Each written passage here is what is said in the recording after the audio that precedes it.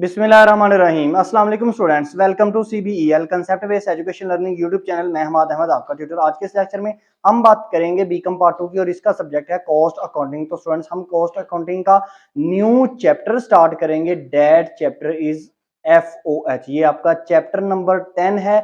सुहेल अफजल साहब plus M आरफ साहब की जो न्यू एडिशन की बुक है उसका ये चैप्टर नंबर 10 है, FOH। तो आज से हम ना चैप्टर नंबर 10 स्टार्ट करने लगे। आज की इस वीडियो में मैं आपको इंट्रोडक्टरी लेक्चर दूंगा, यानी कि इंट्रोडक्शन दूंगा इस चैप्टर के बारे में। आपने इस लेक्चर को बड़े तवज्जो से सुनना है।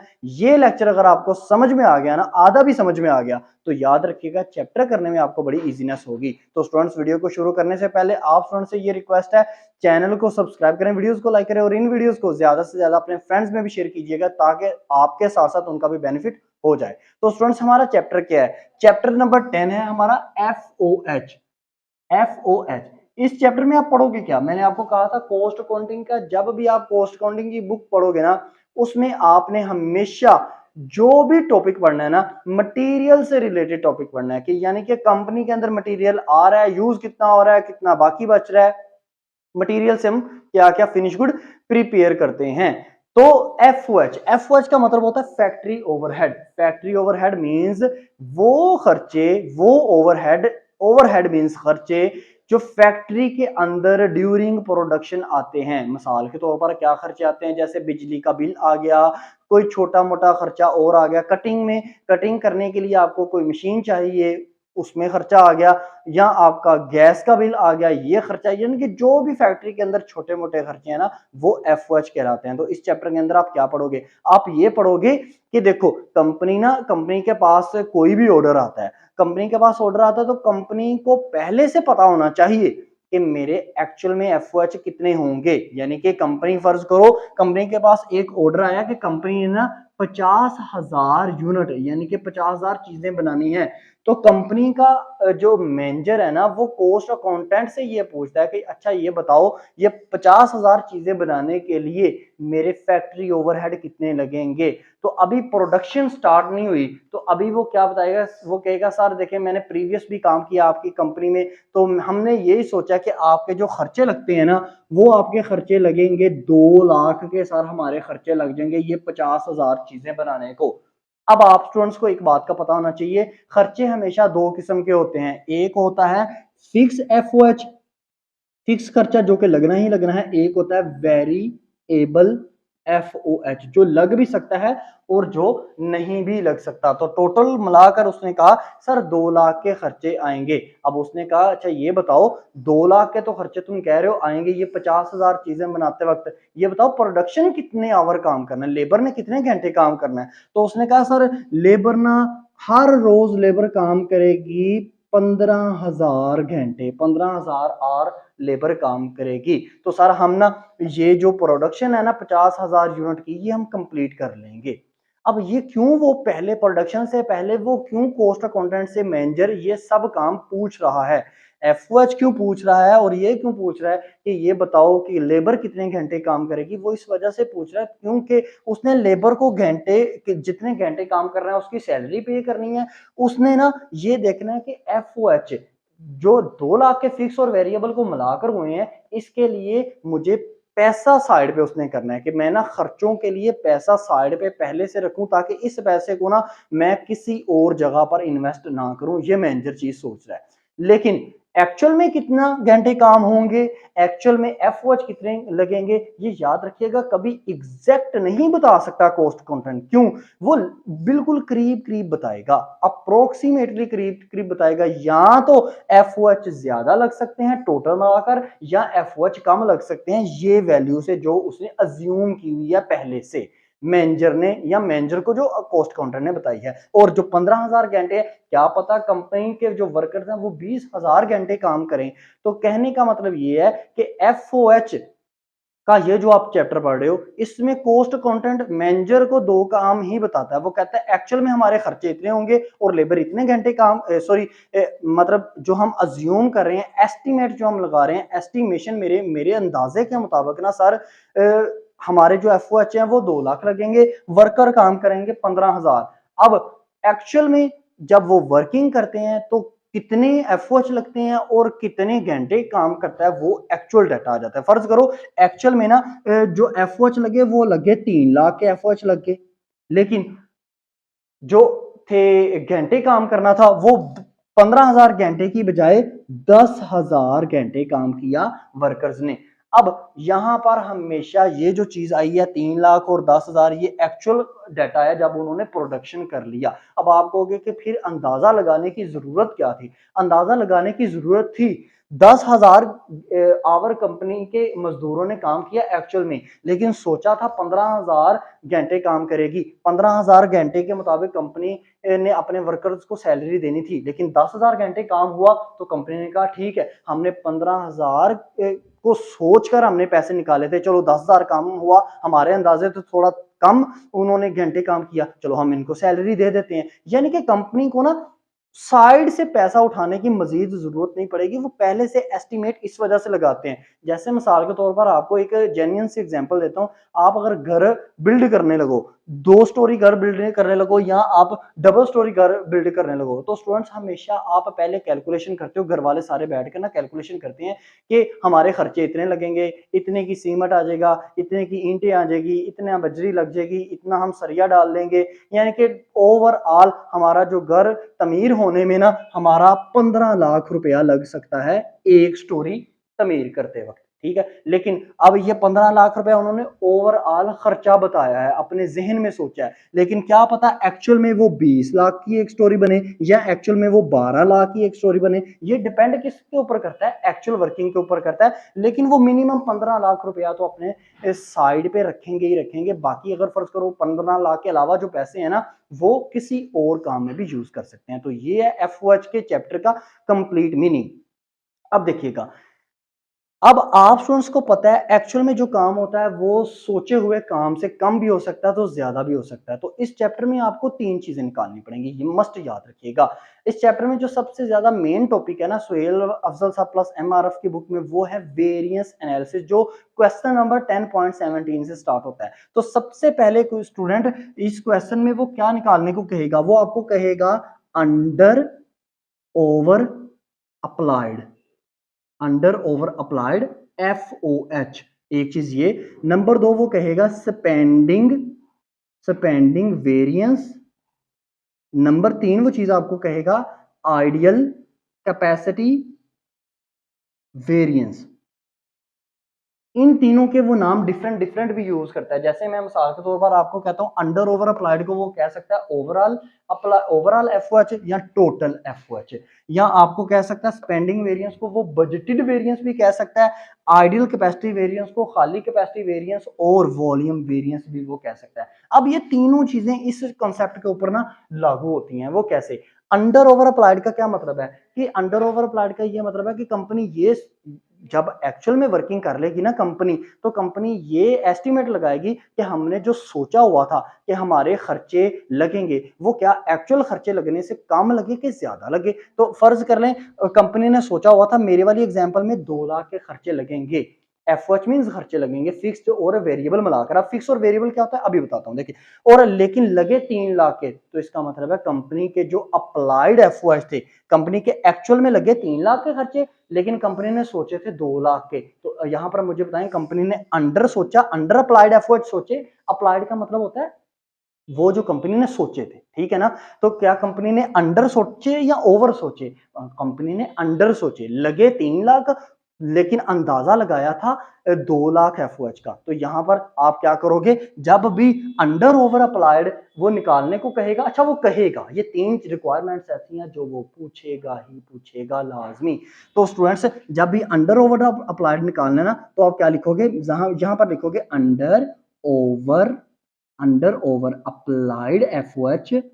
इसका फार्मूला होता है स्टूडेंट्स ACTUAL, एक्चुअल एफओएच, इसमें से लेस करना है, माइनस करना है अप्लाइड, अप्लाइड एफओएच, ये आपने क्या कर देने हैं, ये आपने माइनस कर देने हैं। अब स्टूडेंट्स आपको एक बात बताऊं, क्वेश्चन में आपको एक्चुअल एफओएच हमेशा दिए होते हैं, लेकिन क्वेश्चन के अंदर आपको कभी भी अप्लाइड एफओएच जो सोचे होंगे वो नहीं दिए होंगे। आप कहोगे सर जी वो फिक्स एफओएच और वेरिएबल एफओएच उनको जमा कर लेंगे। नहीं स्टूडेंट्स, अप्लाइड एफओएच का सिर्फ मतलब ये नहीं है कि फिक्स एफओएच या आपने वेरिएबल एफओएच को जमा करना है। नहीं, अप्लाइड एफओएच का ये भी मतलब होता है कि आपने एक्चुअल के अंदर फिक्स एफओएच कैपेसिटी, जो एक्चुअल कैपेसिटी है ना, एक्चुअल जो आपने घंटे काम किया है उसके ऊपर फिक्स एफओएच और वेरिएबल एफओएच कितने हैं। तो अप्लाइड एफओएच आपको कभी नहीं दिए होंगे, ये आपने कैलकुलेट करने होते हैं। और इसके लिए इस अप्लाइड एफओएच को कैलकुलेट करने का ना फार्मूला होता है,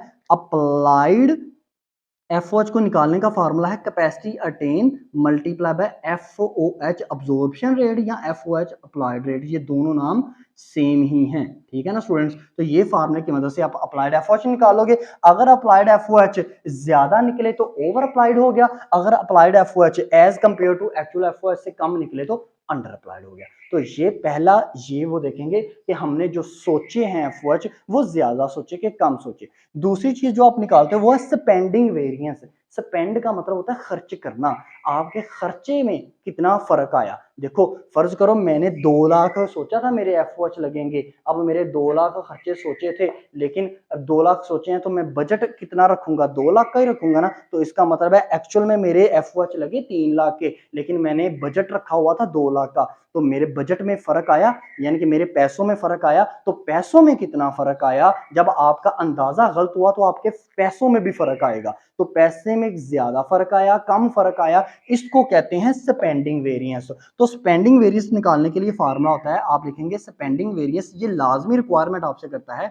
स्पेंडिंग वेरिएंस ये होता है आपके पास बजटेड एफओएच माइनस, इसमें से लेस करेंगे आप एक्चुअल एफओएच। एक्चुअल एफओएच हमेशा आपको दिए होते हैं, बजटेड एफओएच आपने हमेशा फार्मूले के थ्रू निकालने होते हैं। और एक्चुअल एफओएच में से बजटेड एफओएच में से जब एक्चुअल एफओएच निकालोगे ना, तो आपके पास या तो जवाब फेवरेबल आएगा या अनफेवरेबल आएगा। अगर बजटेड एफओएच आपके कम होंगे, एक्चुअल एफओएच आपके ज्यादा होंगे, तो याद रखिएगा जवाब आपके पास माइनस में आएगा, मींस अनफेवरेबल आएगा। आप जवाब के साथ अनफेवरेबल लिखोगे। लेकिन अगर आपके पास बजटेड एफओएच ज्यादा होंगे, एक्चुअल एफओएच कम होंगे, तो आपके आंस के साथ फेवरेबल लिखा आएगा, प्लस में आंस आएगा, तो आप आंस के साथ फेवरेबल लिखोगे। अब बजटेड एफओएच मालूम करने का क्या फार्मूला होता है ये भी मैं बता देता हूं। ये होता है budgeted FOH is equal to fixed FOH plus capacity attain multiply by FOH या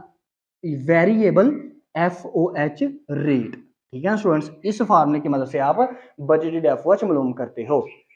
अब जो लास्ट चीज आपसे वो पूछता है आइडियल कैपेसिटी वेरिएंस, यानी कि कंपनी की कैपेसिटी कितनी थी, कंपनी ने एक्चुअल में कितना काम प्रोड्यूस किया, कितनी चीजें प्रोड्यूस की हैं। तो आपको पता है एक्चुअल में कंपनी ने ना 10,000 घंटे काम किया और 3 लाख उसके खर्चे आए।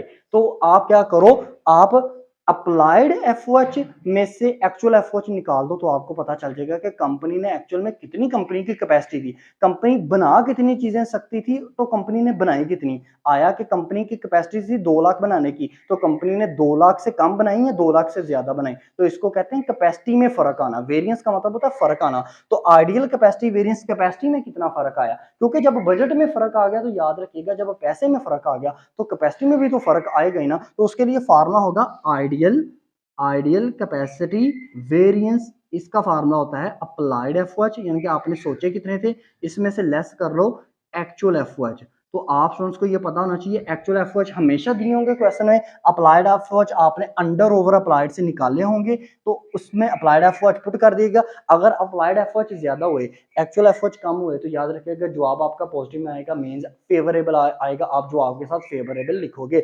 अगर अप्लाइड एफओएच आए कम, एक्चुअल एफओएच हुए ज्यादा, तो जवाब माइनस में आएगा, मींस आपका आंसर में लिखोगे आप अनफेवरेबल। तो ये स्टूडेंट्स 3 ऐसी रिक्वायरमेंट है जो इस चैप्टर में आपने स्पेशली ये आपका जो वेरिएंस एनालिसिस का टॉपिक है इसमें आपने ये करनी ही करनी होती है। अब ना एक मोस्ट इंपॉर्टेंट चीज को आपने अपने माइंड में रखना है, जब भी आपने ना वेरिएंस एनालिसिस का टॉपिक करना है ना, तो आपका डाटे के अंदर 5 चीजें ऐसी हैं जो आपने जब भी क्वेश्चन करना है ना, उस 5 चीजों को आपने हमेशा अपने माइंड में रखना है। क्वेश्चन पेपर पे लिख लेना या पेपर के साइड पे लिख लेना कि ये 5 चीजें जो हैं वो मेरे आया के डाटे में मौजूद हैं कि नहीं है। नंबर 1 सुनना, 5 चीजें कौन कौन सी होंगी।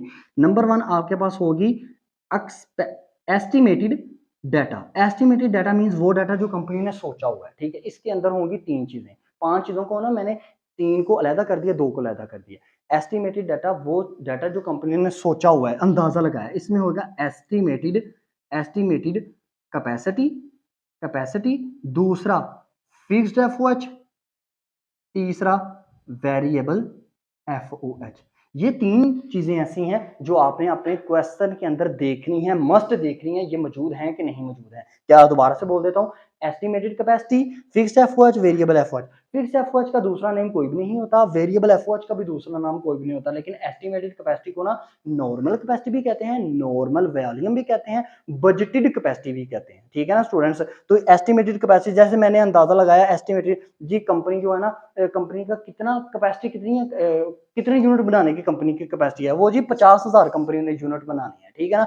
अच्छा, तो उसके लिए कंपनी फिक्स एफओएच कितना सोचा होगा कंपनी लगाएगी। टोटल सोचा था फिक्स और वेरिएबल को मिला के 2 लाख का। तो फर्ज करो कंपनी ने फिक्स सोचे थे 1.5 लाख के और वेरिएबल सोचे कंपनी ने 50,000 के। तो ये कंपनी ने क्या सोचे हैं, फिक्स और वेरिएबल एफओएच सोचे हैं। अब 2 चीजें जो आप एक्चुअल डाटा में देखोगे, तो यहां पर आपने लिखना है एक्चुअल ACTUL एक्चुअल डाटा। इसमें आप लिखोगे एक्चुअल एफओएच, ये फिक्स और वेरिएबल को मिलाकर होते हैं, और एक्चुअल कैपेसिटी यानी कि कंपनी ने असल में कितनी चीजें पैदा की हैं, क्या 50,000 यूनिट की प्रोड्यूस की हैं या 45,000 प्रोड्यूस की हैं या 55,000 55,000 कंपनी ने प्रोड्यूस की हैं। यानी कि जो कैपेसिटी सोची हुई है कंपनी इतनी यूनिट बनाएगी, उससे कम प्रोड्यूस किए या इससे ज्यादा प्रोड्यूस किए, उसको कहते हैं एक्चुअल कैपेसिटी। तो एक्चुअल कैपेसिटी और एक्चुअल एफओएच, ये एक्चुअल एफओएच हमेशा सेपरेट सेपरेट नहीं आपने देखने, ये हमेशा एक्चुअल एफओएच के नेम से ही आपको बुक के ऊपर नजर आएगा।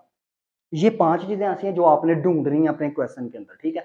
अब इन 5 में से 2 चीजें ऐसी हैं जो हर क्वेश्चन में आपको मिलेंगी, ये आपको ढूंढनी नहीं पड़ेंगी। 2 चीजें ऐसी हैं जो कभी भी वो स्किप नहीं करेगा, वो है एक्चुअल एफओएच, एफओएच को कहते हैं फैक्ट्री ओवरहेड, ठीक है, और एक्चुअल कैपेसिटी। ये 2 चीजें ऐसी हैं जो स्टूडेंट्स आपको कभी भी किसी भी क्वेश्चन के अंदर आपको ढूंढनी नहीं पड़ेंगी। एक्चुअल कैपेसिटी को स्टूडेंट्स टोटल आउटपुट भी कहते हैं, ठीक है ना, ये याद रखिएगा बात। एक्चुअल कैपेसिटी को प्रोडक्शन भी कहा जाता है, लेकिन एक्चुअल एफओएच का नाम हमेशा एक्चुअल एफओएच ही वो रखेगा। अब ये जो 3 चीजें थी ऊपर एस्टिमेटेड डाटा में, जो कि थी एस्टिमेटेड कैपेसिटी, फिक्स एफओएच और वेरिएबल एफओएच, याद रखिएगा ये 3 डाटे में आपने देखनी है। लेकिन समटाइम्स ऐसे क्वेश्चन आ जाते हैं इन 3 में से कोई चीज वो स्किप कर देता है, या तो वो फिक्स एफओएच स्किप कर देता है, या वेरिएबल एफओएच स्किप कर देता है, या एस्टिमेटेड कैपेसिटी जिसको नॉर्मल कैपेसिटी भी कहते हैं उसको स्किप कर देता है। तो इन तीनों में से एस्टिमेटेड डाटे में से 3 हैं जो, उसमें से कोई भी वो चीज स्किप करे, चाहे 1 कर दे चाहे 2 कर दे, आपने उनको निकालना है, ठीक है ना स्टूडेंट्स।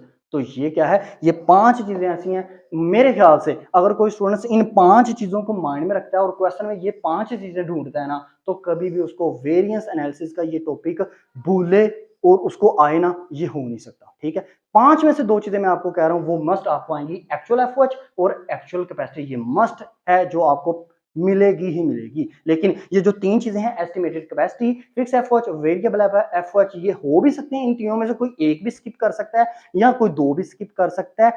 जो स्किप करे याद रखिएगा उसको आपने निकालना है, उसके लिए फिर डिफरेंट डिफरेंट फार्मूलेज यूज किए जाते हैं। तो ये था स्टूडेंट्स आपका इंट्रोडक्शन का लेक्चर, किसका, एफओएच के चैप्टर का। हाँ, ये अगर कोई चीज स्किप करे, निकालना कैसे, उसके लिए आपको क्वेश्चंस देखने पड़ेंगे। तो इंशाल्लाह ताला नेक्स्ट आने वाली वीडियो में हम चैप्टर नंबर 10 का, डेट चैप्टर इज एफओएच, उसका क्वेश्चन 10.17 करेंगे। तो आपने वीडियोस को देखते रहना है ताकि आपको हर क्वेश्चन की अच्छे से समझ आए। और मैं आपको गारंटी से कहता हूं अगर आप ये चैप्टर्स तवज्जो से कर लेते हो ना, तवज्जो से कर लेते हो, आपका ये क्वेश्चन क्लियर हो जाएगा। कोई भी यूट्यूबर आपको इस तरह नहीं गाइड कर पाएगा। मैंने बहुत से यूट्यूबर को देखा है कि वो हर क्वेश्चन के अंदर फार्मूले को तब्दील करते हैं। इंशाल्लाह ताला आपके फार्मूले को तब्दील नहीं करूंगा, आपको इस तरह लेके चलूंगा कि आप खुद से फार्मूला जनरेट करोगे।